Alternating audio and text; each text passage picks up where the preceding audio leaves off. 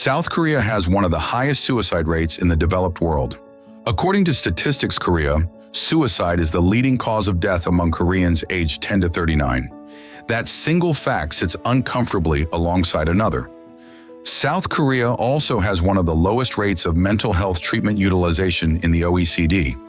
A country with a documented mental health crisis is, at the same time, a country where almost nobody goes to therapy.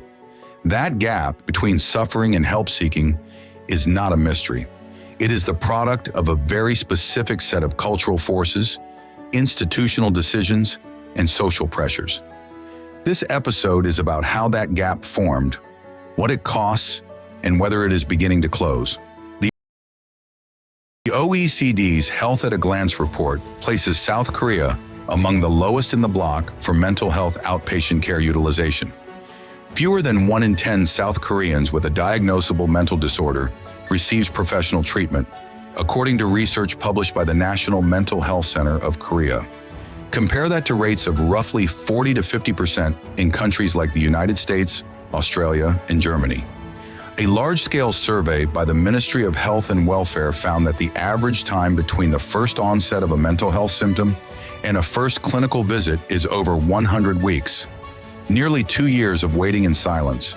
Korea's psychiatrist to population ratio is also well below the OECD average, at roughly 7.8 psychiatrists per 100,000 people, compared to an OECD mean closer to 17. And the Korea Suicide Prevention Center reports that the country's suicide rate, at roughly 25.2 per 100,000 people as of recent Statistics Korea data, remains roughly twice the OECD average. The numbers point in one direction. Suffering is widespread, help is scarce, and most people are not closing that gap.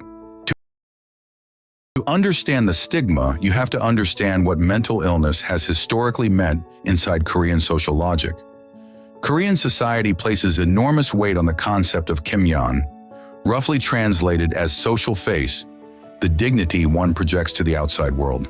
A psychiatric diagnosis is widely perceived not as a medical event, but as a social event. It signals weakness, instability, and, crucially, it attaches not just to the individual, but to their entire family. Research from Seoul National University Hospital has documented that Korean patients frequently cite fear of family shame as the primary barrier to seeking help, ranking above cost or access. The Confucian framework underlying Korean social structure emphasizes group harmony over individual disclosure. Silence is not merely culturally acceptable, it is often seen as a form of virtue. There is also a structural dimension. For much of Korea's modern history, psychiatric records were accessible to employers and, in some cases, to military conscription boards. That policy has been partially reformed, but the cultural memory of those consequences remains. Seeking help came with real documented penalties. The stigma was not only social, it was baked into the system. The cost of this silence is not abstract. The Korea Suicide Prevention Center links low treatment uptake directly to elevated suicide mortality, particularly among men in their 40s and 50s, a demographic with some of the starkest underutilization rates. Among young Koreans, the picture is shifting but still troubling. Depression diagnoses in the 20 to 30 age group have risen sharply, according to the Health Insurance Review and Assessment Service, suggesting more people are being identified but not necessarily treated.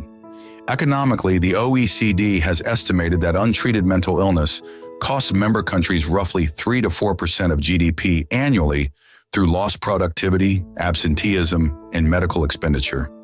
And Korea, with its high-pressure work culture and long average working hours, sits at the more exposed end of that estimate. There is also a subtler cost, the normalization of distress.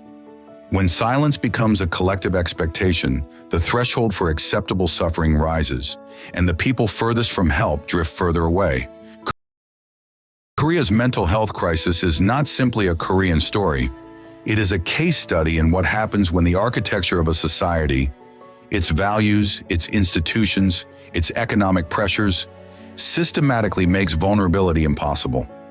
That pattern appears wherever kimyeon has a local equivalent.